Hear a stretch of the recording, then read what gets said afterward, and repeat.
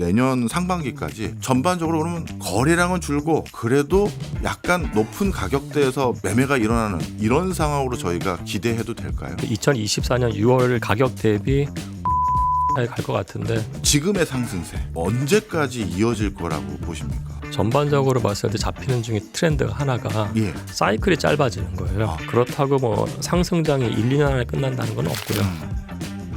오늘의 플러스 2025년 내년 부동산 시장을 한번 미리 짚어보겠습니다. 김경민 서울대학교 환경대학원 교수 나왔습니다. 어서 오세요. 네. 예, 교수님 저도 매년 사서 읽는 책인데 드디어 나왔네요. 부동산 트렌드 2025. 아마 저 말고도 다른 분들도 목 빠지게 기다리신 분들 많을 텐데 특히 요즘은 부동산이 워낙 이슈니까요. 이번에는 어떤 내용 좀 담겨 있습니까? 올 초에 네. 그 골든 크로스 발생하면서 슈퍼 사이클 진입한 것 같아요. 예. 그래서 그 관련된 내용 위주로 조금 분석을 좀 했습니다. 네. 뭐 아직 시중에 판매된 건 아니고 이제 예약을 걸어 놓으신 걸로 알고 있는데 우리 독자들에게 미리 좀 관련 내용을 전달해 주시면 제일 궁금한 부분이요. 사실 작년 한 12월 달쯤인가요? 네. 교수님께서 서울 부동산 가격 뒤숭숭할 겁니다. 심상치 않을 겁니다. 미리 말씀 주셨잖아요. 그런데 실제 그렇게 됐어요. 이것 좀 설명 좀 해주세요. 우선은 장기적 트렌드를 봤을 때 부동산이 이제 장기 투자니까요. 네. 우선 부동산이 이제 공간 시장과 금융 시장으로 나뉘어요. 근데 공간 시장 측면에서 봤을 때 서울 같은 경우에 그 공급 부족이라는 게 너무나도 명확관화해요. 예. 그렇다면은 수요가 조금만 있다고 하더라도 가격 상승 모멘텀이 있는 거고, 두 번째는 금융 시장 측면에서 이게 결국은 금리와의 싸움인데 금리가 내려간다는 건 너무나 명확하잖아요. 예. 지금까지 계속 올리지 않고 20개월째 동결이었다는 얘기는 언제 내린다는 얘기만 하는 건데, 그렇죠. 장기적으로 봤을 때 금융 쪽에서 금리 내리고 미래의 3, 4년 현재죠. 공급도요? 계속 공급이 평균 대비 떨어진다고 했을 때 없다고 하면은 당연히 플러스인 적이 있는 거기 때문에 이게 사람들이 이제 그거에 대해서 인지를 하고 마켓에 들어가는 시점이 언제냐가 되게 중요했던 것 같고, 네. 그게 미리 선반영해서 나타난 게 2023년 1월부터 전세 가격 계속 지속적인 상승이에요. 네. 전세 가격이 이렇게 오르니 내가 매매 가격으로 가야지. 그게 굉장히 많이 잡힌 거죠. 예. 네. 진짜 말씀 듣고 보니까 어떻게 보면 예견된 미래였네요. 금리는 이제 언젠가 낮아질 게 뻔해오고 공급은 부족이고 그래서 전세값은 올라가는데 이럴 거 하면 내가 그냥 사지 뭐. 그렇죠. 이런 생각 당연히 있을 수 있을 것 같습니다.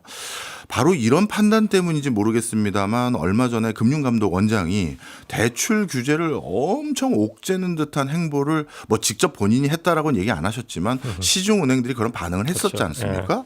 그리고 나서 본인은 그런 짓이 한 적이 없다고 하셨는데 시중은행이 대출 옥죄니까 불현듯 나와서 사과도 하시고 이런 상황이 됐는데, 이렇게 강력한 대출 규제 드라이브, 이거는 그러면 지금 전망하신 시장의 새로운 변화 요인이 될 텐데 이 요인은 시장에 또 어떤 파장을 가져올까요? 좀 파장 없을 것 같다 생각해요. 그래요? 이게 왜냐면은 수요자 측면하고 공급자, 그러니까 매수자하고 매도자를 봐야 돼요. 네. 제가 아는 부동산 중개인들 보면은 매도자들이 매물을 걷어들였다는 거지 매물 가격은 호가를 낮춘 적이 없어요. 그렇죠. 호가는 여전히 높은 상태예요. 예. 만약 이게 작동한다고 하면 무서워, 나 가격 낮춰서 빨리 팔아야지 되는데 그렇게 하는 매도자가 없다는 얘기예요. 네. 다만 이 부분이 정말 잘못된 건 뭐냐면 수요장만 압박을 한 거예요. 특히 1가구 1주택이라는 이런 사람들한테까지 주담대를 안 해주겠다는 뉴스도 나왔었잖아요. 예. 사실 굉장히 잘못된 거예요. 그러니까 이거 뭐 나중에 시간 되면 더 말씀드릴 수 있을지 모르겠습니다만 어저께 트럼프하고 해리스 토론 있었잖아요. 예. 거기서 나오는 게 이 주택 금융 시장을 바라보는 진정한 자본주의 국가하고 이상한 관치구민 국가의 차이예요. 어제 뭐였었죠? 어저께 트럼프하고 해리스 나왔을 때 해리스가 예. 어떤 얘기를 했냐면은 그 하우징 어포더빌리티와 관련된 이슈가 있다 우리나라도. 예. 그거를 진작시키기 위해서 퍼스트 홈 바이어 생애 첫 주택을 사는 사람들한테는 25,000불 그 다운 페이먼트, 우리가 맨 처음에 자기 에쿼티 투자죠. 집 대출금에 대해서 2만 5천 불까지 우리가 지원한다는 얘기를 했어요. 거기에 대해서 트럼프가 왈가왈부 안 해요. 예. 왜냐하면은 중산층과 서민한테 안정적 금융을 제공한다는 게 미국 정책의 목적이고 예. 그 관점에서 이 주택의 보유를 증진시키는 게 미국 국가의 철학이에요. 예. 근데 우리나라는 이게 주택 가격 잡는다로 가버리니까 예. 수요 잡는 걸로 가버리는 거예요. 예. 그러니까 엉뚱한 피해는 상대적으로 자본이 많지 않은 사람들이 지난주에 입은 거라고요. 예. 그러니까 사과를 해버리게 된 상황이 나타난 거예요. 지금. 이건 굉장히 잘못된 어프로치입니다. 사실.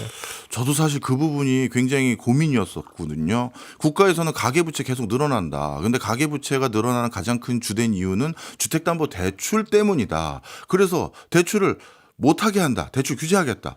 그러면 국가가 해야 될 역할들 중에 서민과 중산층도 내 집을 살 수 있는 환경을 줘야 되는데 근데 집을 산다는 건 온전히 내 돈만으로 살 수 있는 사람은 거의 없지 않습니까? 그렇다면 이 대출이 안정감 있게 자신이 관리할 수도 있고 예측 가능한 범위로 대출금을 갚을 수 있는 형태의 환경을 주는 게 더 중요해 보일 것 같은데 이걸 그냥 가계대출 넣으니까 대출 못 받게 해버리겠습니다 하면 그럼 서민과 중산층 집을 어떻게 사라는 얘기지? 전 이런 생각이 들었거든요. 못 사죠. 그렇게 나오면 사실 부자밖에 못 사는 거예요. 사실은요. 예. 그러니까 굉장히 정책적으로 봤을 때 어떻게 보면 양극화를 더 일으켜요. 그러니까 미국에서 그 얘기를 하는 건 뭐냐면은 중산층과 서민이 집을 사야지 웰스 크리에이션이 생긴다고 봐요. 자산 증식 효과가 있는 그렇죠. 것이고 그리고 그 사람들이 자영업을 한다고 했을 때 그걸 담보로 파이낸싱을 일으킬 수가 있는 거거든요. 예. 아니 사업을 하는 거잖아요. 가계대출로 늘어난 건 나중 문제고 네. 그거는 금융권에서 가계대출에 대해서 적정성이라는 걸 모니터링해서 자기들이 안정적으로 하면 되는 것이고 집을 사고 하는 거는 본인들의 판단인 거고 중산층과 서민들이 안정적으로 주택을 보유할 수 있는 기회를 주는 나라가 좋은 나라인 것이지 그걸 다 대출을 때려잡겠다 못 받게 굉장히 잘못된 어프로치인 거예요. 사실은요. 네. 예.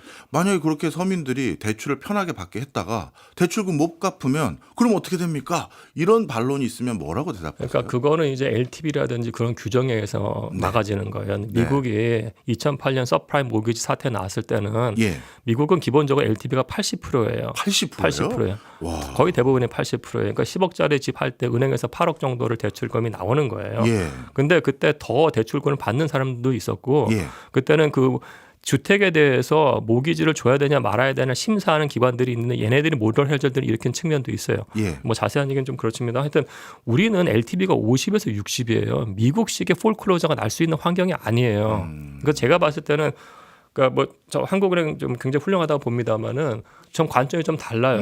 가계 대출 중에서 부동산 대출 부분이 과연 미국식으로 위험 자산인가? 네. LTV가 50에서 60%라는 얘기는 집값이 50% 이상으로 폭락을 해야지 그게 그 문제가 되는 거죠. 문제가 되는 상황인데 네. 그렇게까지 안 가거든요. 예. 우리가 2022년에 대폭락을 한다고 했을 때도 20% 폭락했어요. 그렇죠. 안전해요. 우리나라의 예. 그 부분은. 그래서 이거는 좀 전향적으로 생각했으면 좋겠어요. 정책 당국자들이.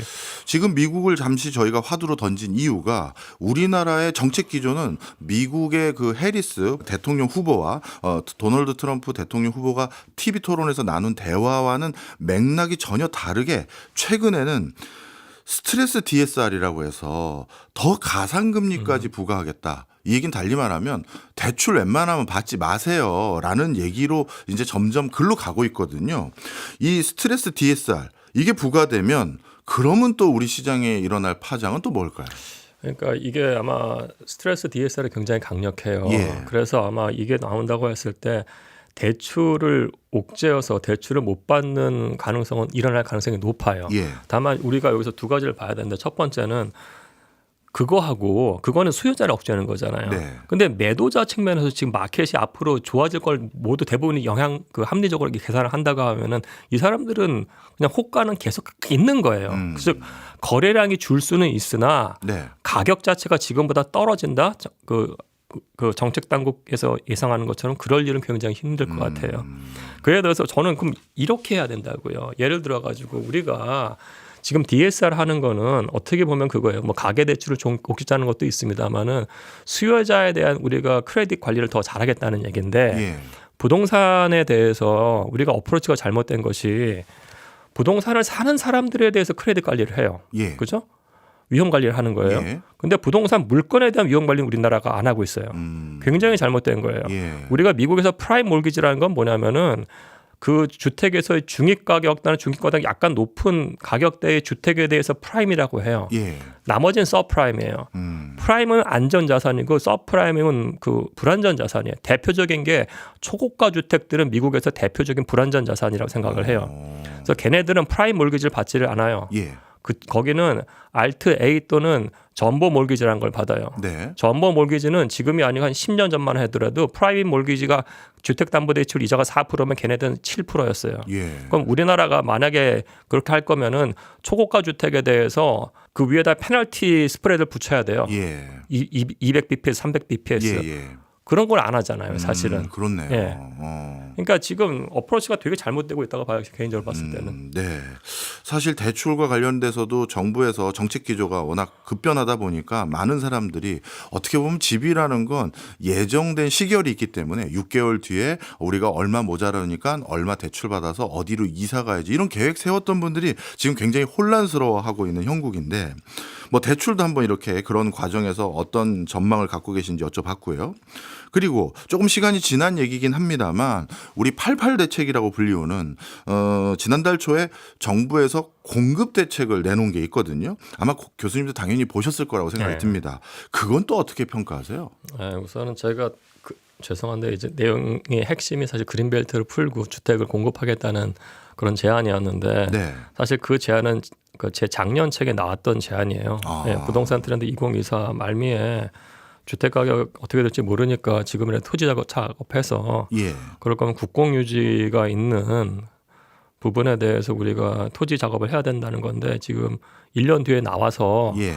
어떻게 보면 다행이라고 볼 수도 있습니다만은 시장에서 바라보는 관점은 네.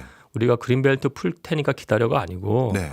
우리가 자곡동하고 내곡동에 이 정도 토지 확보를 했고 토지 비상도 어느 정도 끝냈고 중앙정부하고 서울시도 지금 인허가 거의 끝나고 지금 플랜 거의 다 나왔다. 예.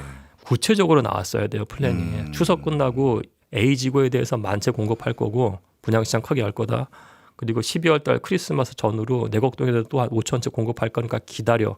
그럼 기다릴 거예요. 아, 어디에 언제 몇 채 이게 나와야 된다. 그럼요. 아, 예. 그게 없잖아요, 지금. 근데 소비자들 주택 참여자들 봤을 때는 제3기 신도시도 지금 5년 지났는데도 지금 토지 수용도 못한 데 많거든요. 그렇죠. 돈이 없어가지고 지금 시장에서 아는 거예요. 그러니까 8월 8일에 대책이 나왔으나 그 이후 가격이 계속 올랐다는 얘기는 정부 정책에 대한 신뢰가 없다는 거죠. 그렇군요.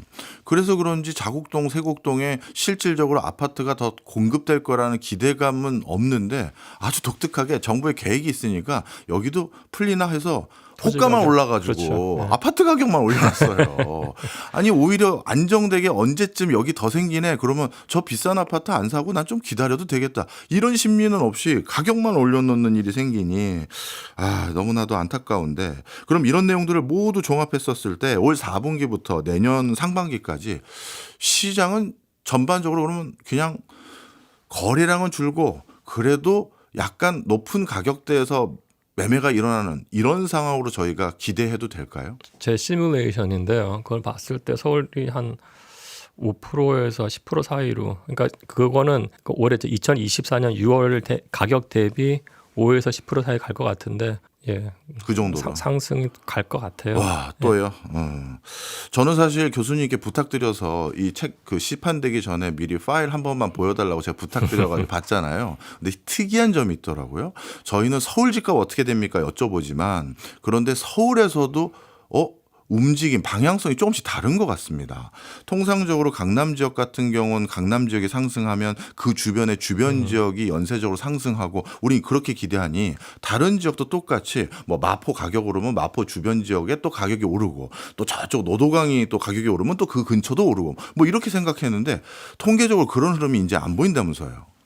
아마 힘들 것 같아요. 그러니까 예. 이게 마켓이 지금 이게 전 세계적인 트렌드인데 굉장히 마이크로 단위로 쪼개져요.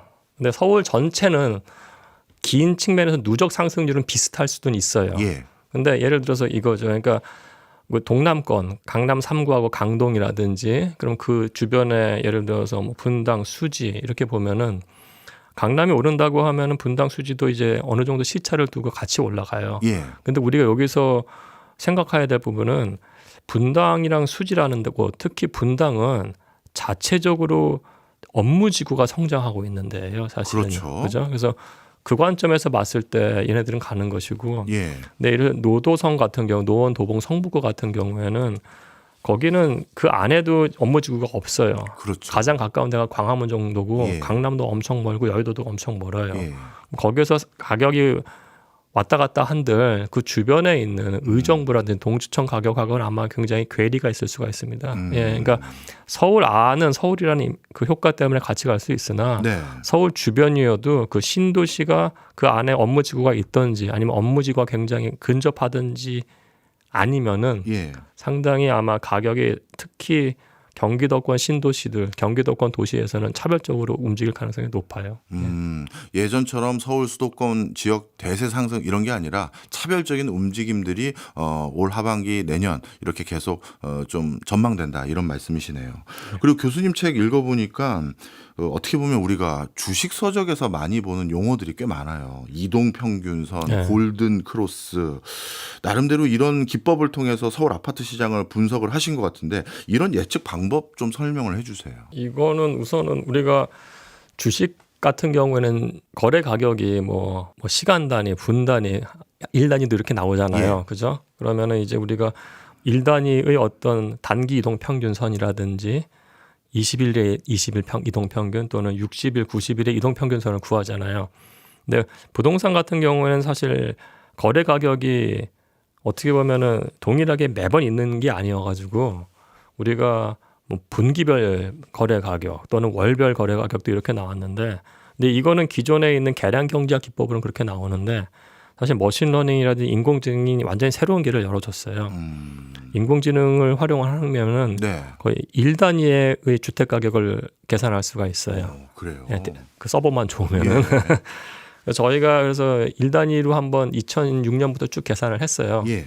그 다음에 이거를 1단위의 주택 가격을 계산을 하니까 예. 사실 주택 가격을 서울에 있는 데를 다 전수를 가격을 추정을 한 거거든요. 예. 그걸 묶어가지고 가격짓을 만들었는데, 그럼 1단위라고 하면은 그건 이제 20일이나 21일 묶으면 이제 단기 이동 평균선이 나오고 예. 주식시장처럼 180일을 묶으면 장기 이동 평균이 나오잖아요. 예. 그래서 장기하고 단기 이동 평균선 간의 어떤 관계를 봤을 때 이게 단기가 장기를 뚫는 시점, 예를 들어 가지고 뭐 2013년도 뚫는 게 나타났고, 예. 그러니까 우리가 바라보는 변곡점이 뭐 골든 크로스, 데드 크로스가 정확하게 적용이 되더라고요.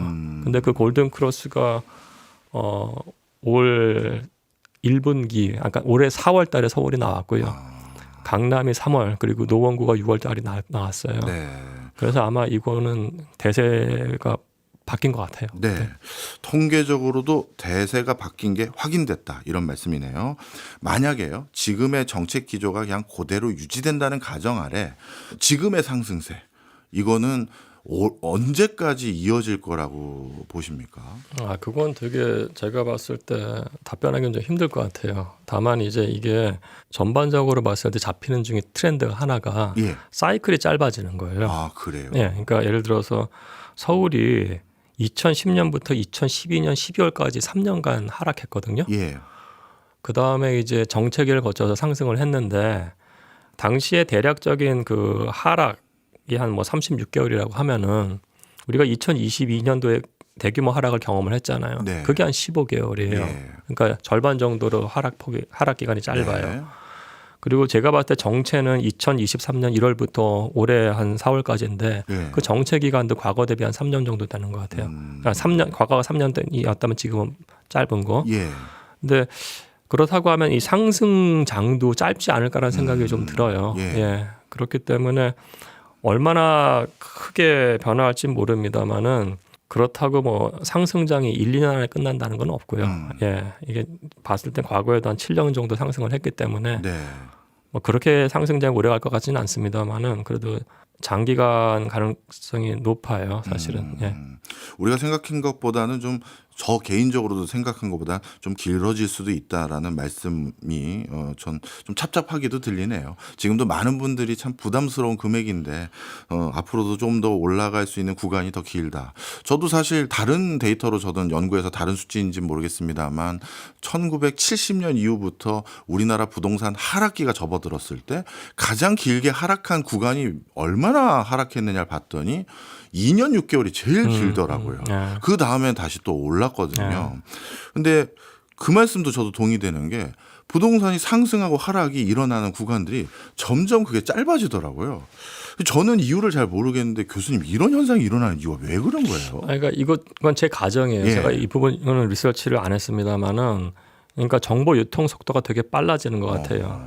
소셜 미디어, 유튜브 같은 걸 통해서 물론 그 안에는 잘못된 정보도 있죠. 가짜 뉴스도 있으나 네. 하여튼 정보가 어마어마한 양이 쏟아지고 있어요. 그래서 업데이트도 빨리 되고요. 네. 그러면은 소비자는 합리적이라는 걸 우리가 가정하잖아요. 경제학에서. 그렇죠. 특히 부동산이라는 게 제일 큰 재화인데 예. 얼마나 신중하겠어요. 그럼. 그 안에서 그 정보를 이분들이 아마 취사 선택할 것 같아요. 따라서 생각보다 빨리 움직이고 나타나요. 그러니까 저도 사실 올해 상승이 굉장히 많이 올랐거든요. 3월부터 현재까지. 예. 이게 이렇게 오른다는 거는 뭐 가수요가 붙을 수도 있으나 제가 봤을 때는 사람들이 아마 빨리 움직인 것 같아요. 많은 사람들이. 예. 진짜 시장 상황이 너무나도 재테크라고 표현해야 될지 경제 상황이라고 해야 될지 전 세계에서 이렇게 경제에 대해서 민감하게 반응하고 또 발빠르게 대응하는 국가의 국민들이 있을까 싶을 정도로 굉장히 대응력이 빠르신 것 같아요. 진짜 그 요인이 제일 큰 것 같긴 합니다. 제가 들어봐도요.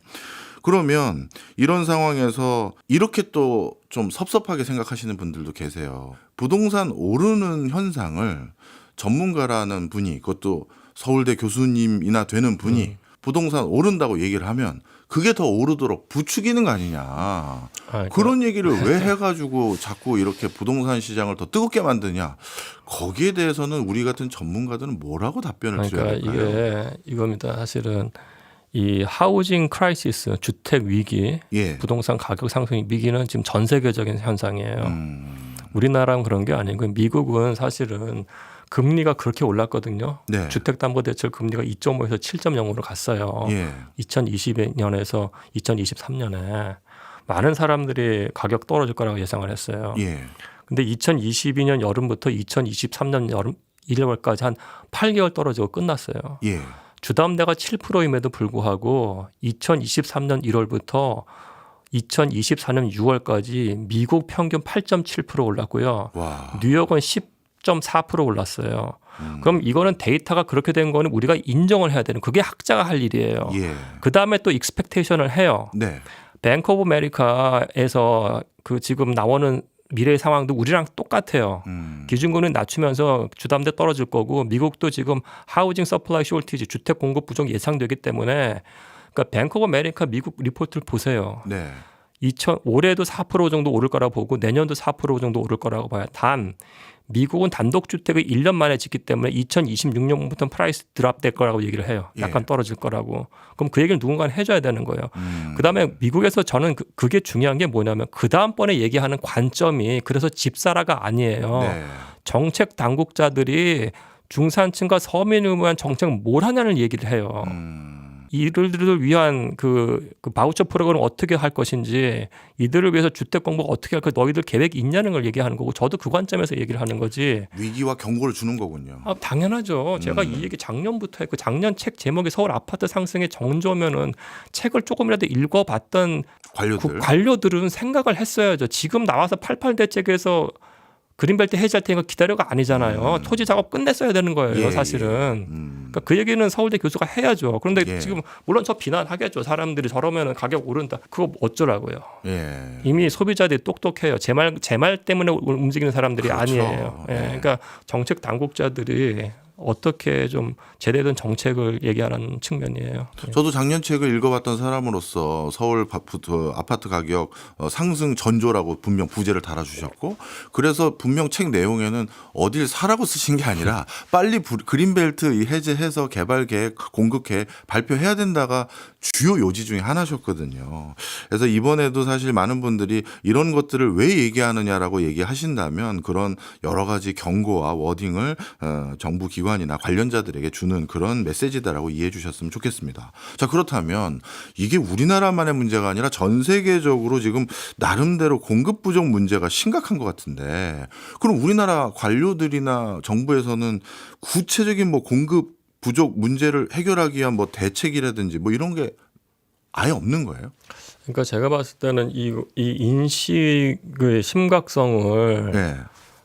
최근에나 약간 느낀 것 같아요. 서울과 지방은 분명히 다르거든요. 예. 지방은 아직도 미분양이 있기 때문에 그러면 문제의 심각성은 서울과 서울 일부 지역일 텐데, 그럼 서울시청의 인식도 굉장히 중요해요. 예.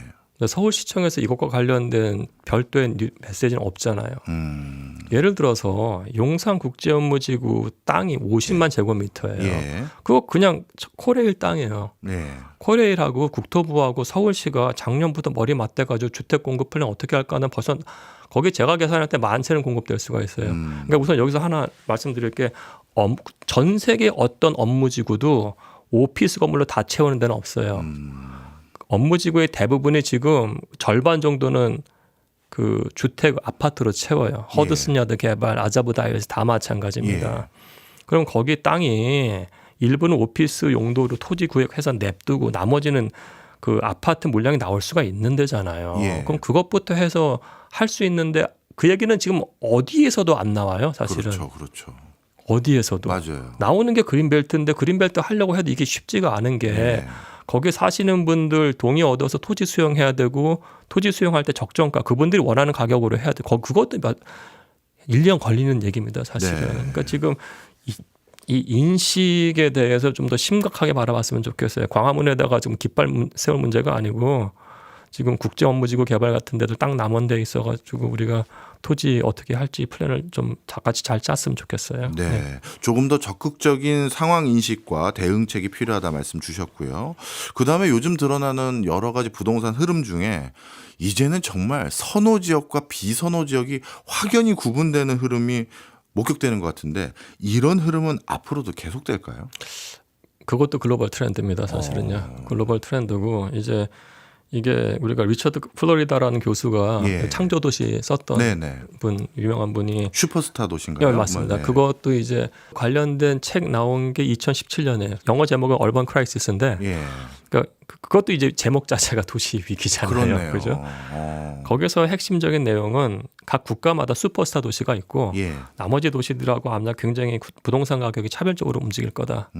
그리고 슈퍼스타 도시에서도 그 마을 단위에서 주택 시장의 가격 흐름이 다를 거다. 네. 근데 그게 단순히 미국만 그런 게 아니고 유럽도 나타나고 그게 우리나라 지금 나타나고 있는 현상인 겁니다. 그게 어떻게 보면 선호죠. 그렇군요. 전 세계적인 흐름이네요. 근데 과거에도요, 이렇게 슈퍼스타 도시의 특정 지역의 집값이 오르면 그것 때문에 연차적으로 주변 지역도 집값이 연달아 오르고 또 다시 교외 지역까지 오르고 이렇게 해서 결국 동조화라고 해야 되나? 그런 현상이 확인됐는데 이제는 그런 현상은 기대하면 안 되나요? 그 현상이 지금 굉장히 약해지고 있어요. 예. 그 책이 이제 2017년 책이니까 벌써 7, 8년 전인데 그 예. 현상이 나타났거든요. 그러니까 지금 그게 아까 제가 말씀드린 것처럼 수도권이 동조해서 오르는 것들은 2015년 이전 얘기예요, 사실은. 2015년부터 19년만 보더라도 서울 집값 오를 때 경기도 일부 메이저 신도시 분당이나 이런 데 빼고는 가격이 거의 안 올랐어요. 네. 인천도 마찬가지였고. 그러니까 2015년부터 19년에 이미 그게 나타났던 겁니다. 가격이 차별화된다는 것이. 네. 그러면 이제 좀 전향적인, 우리가 오늘 이제 부동산 전망은 이제 어느 정도 했으니까요. 계속 뭐 집값 오르는 거 얘기해봤자 뭐 유쾌한 일도 아니고 전향적인 대책들을 좀 여쭤보려고 하는데요. 공급 부족 당연히 해야겠지만 이제라도 뭐 그린벨트 푸는 계획들 발표해서 그나마 사후 약방문이긴 하지만 그나마 다행이다라는 말씀 주셨고, 그리고 또 한편에는 서울의 핵심 지역들 중심으로는 이런 상승이 계속돼서 좀 예측되고 있는 상황이다 말씀 주셨는데 그러면 도저히 내 집으로 내 돈으론 내 집 장만하기 어려운 분들 이런 분들을 무조건 교외 지역에 사십시오라고 할 수는 없고 그럼 서울의 핵심 지역에서 이분들이 살 수 있는 방법은 국가에서 제공해 줄 수 있는 방법은 임대주택 같은 거일 수도 있을 텐데 그 부분은 어떻게 해결하는 게 좋을까요? 그러니까 미국에서 우리가 이제 어폴더블 하우징이라고 하거든요. 네. 적정 주택. 그 어폴더블 하우징을 할 때 그거를 임대로도 제공을 하고 예. 매매로도 제공을 해요.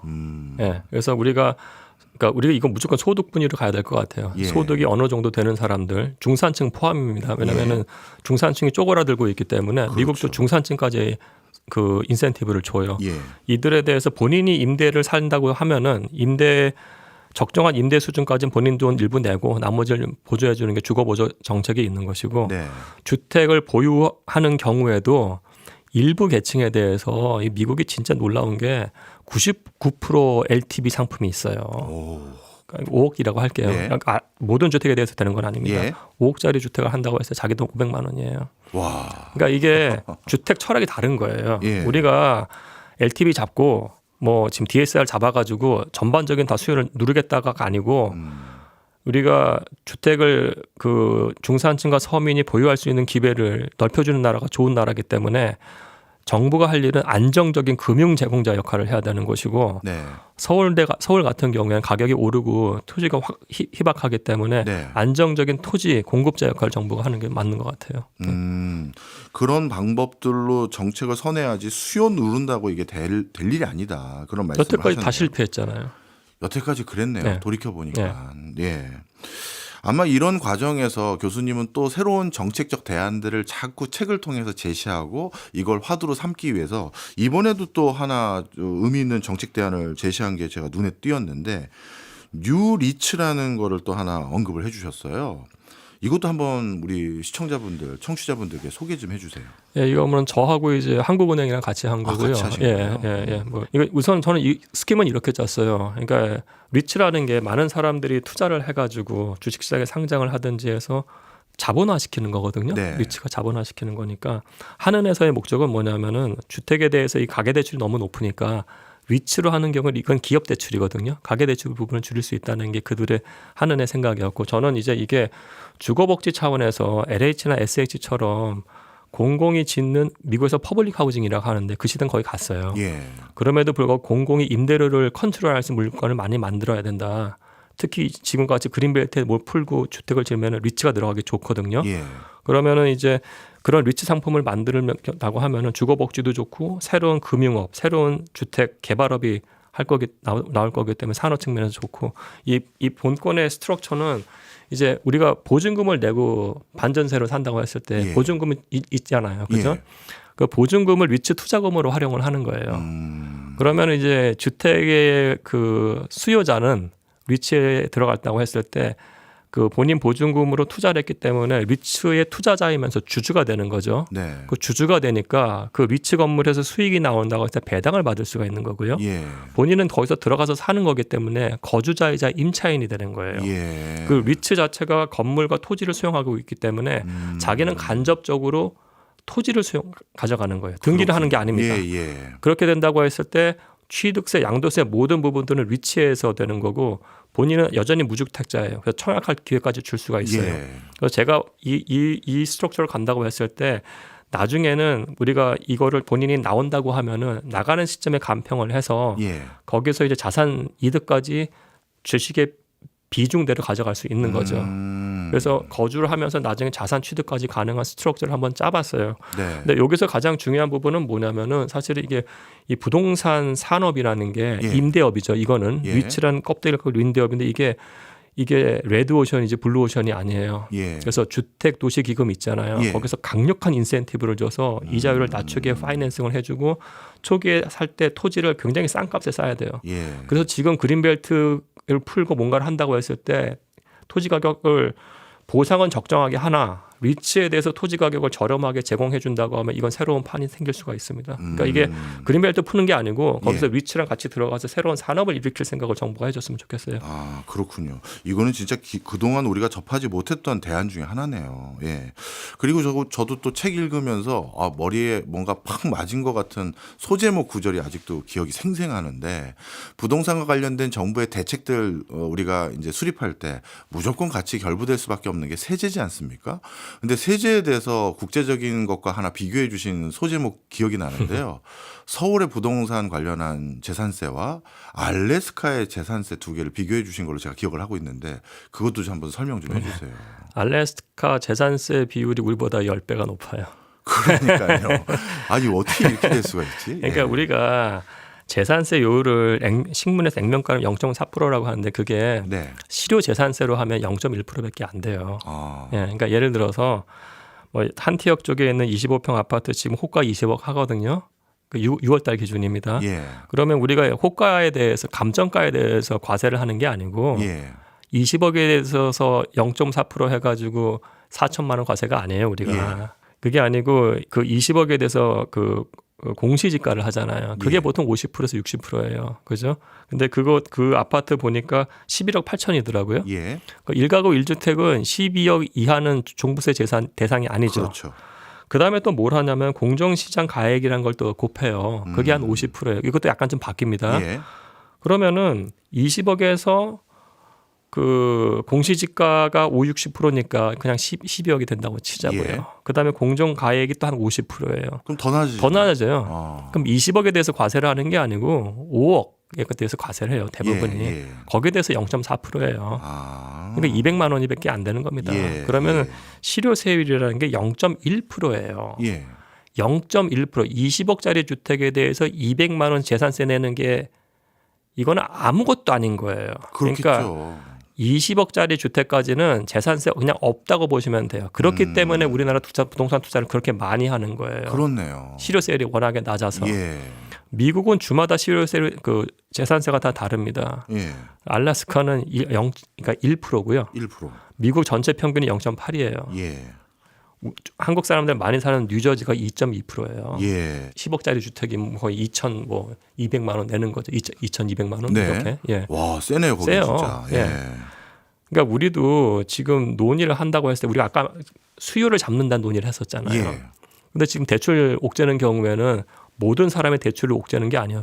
부자들은 괜찮아요. 예. 중산층과 서민 일부 계층에 대해서 타격을 주는 거예요. 그렇죠. 그죠? 예.